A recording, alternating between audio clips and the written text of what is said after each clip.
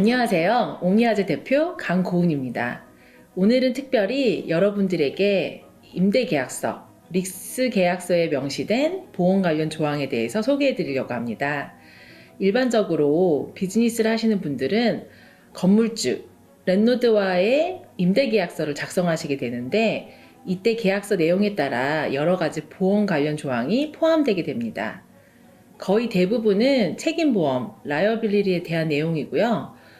프로퍼리 쪽은 비교적 적용과 보상 범위가 명확하고 제한적이며 건물주와의 이해관계도 적지만 라이어빌리티 쪽은 적용 범위도 매우 넓고 쌍방 간의 이해관계도 클 수 있기 때문에 계약 당사자인 건물주와 세입자의 책임 소재를 분명하게 하고 다른 한편으로는 예기치 못한 위험으로부터 보호하려는 목적이라고 볼 수 있습니다.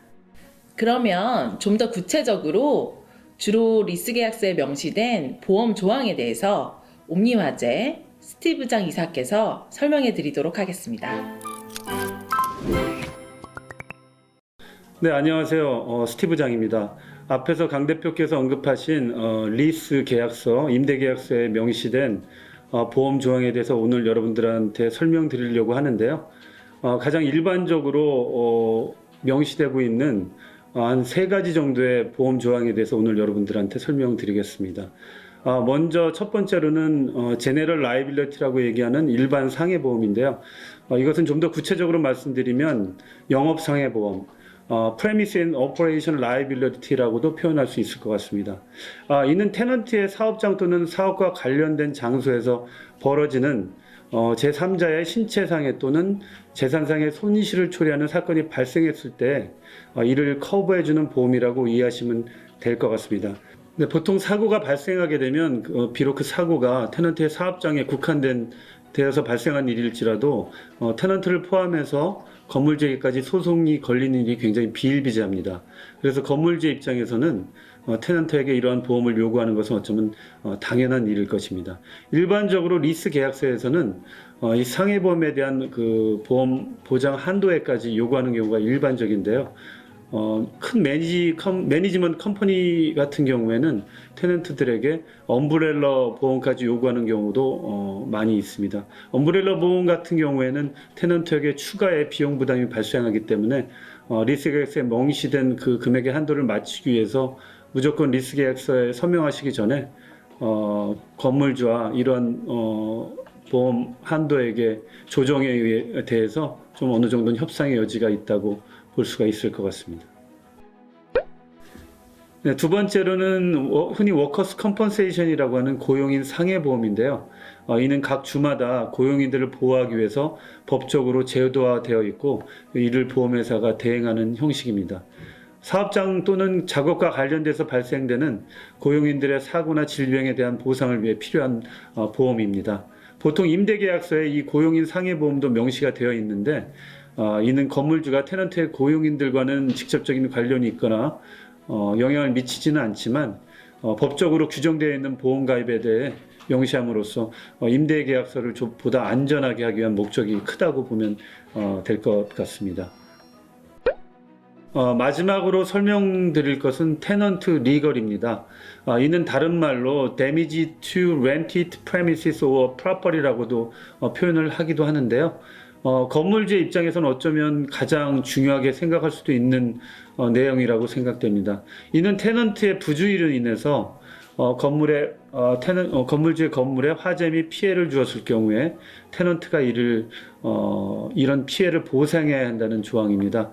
이것은 테넌트로서도 상당히 중요하게 간주해야 될 보험입니다. 실제로는 테넌트의 부주로 인해서 발생하는 화재 사고가 꽤 많은 편입니다. 이 밖에도 임대계약서의 내용 안에는 테넌트가 반드시 챙겨야 할 보험 관련 조항들이 많이 있기 때문에 계약 전에 이 내용들을 반드시 꼼꼼하게 살펴보시는 것이 필요하다고 생각합니다.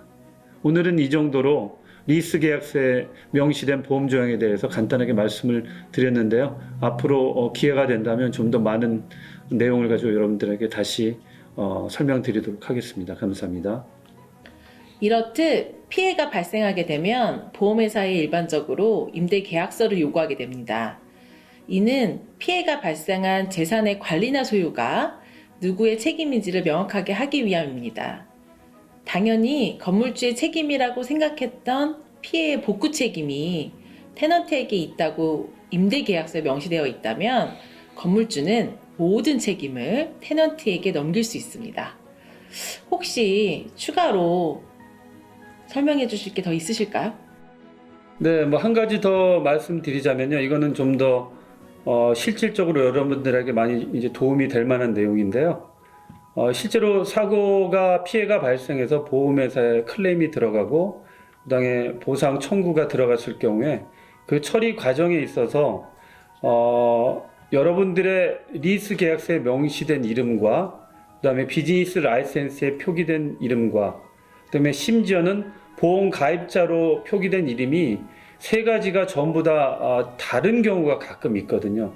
이럴 경우에는 여러분들 그 보험의 클레임의 진행 시간도 굉장히 오래 걸리게 되고 여러분들도 여러 가지 곤란한 상황을 겪을 그 가능성이 굉장히 높기 때문에 여러분들 반드시 이거는 간과하지 마시고 잘 챙기셔야 되는 내용이고요.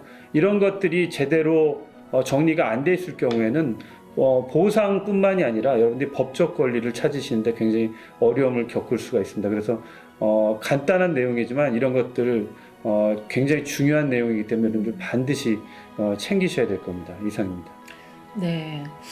따라서 불필요한 논쟁을 피하고 쌍방의 이해를 보호하기 위해서라도 임대 계약서에 명시된 보험 관련 내용을 자세히 살펴보시고 그에 따른 적절한 보험을 가지고 있는 것이 테넌트로서의 법적 권리를 보호하는 데 매우 중요하다고 볼 수 있습니다.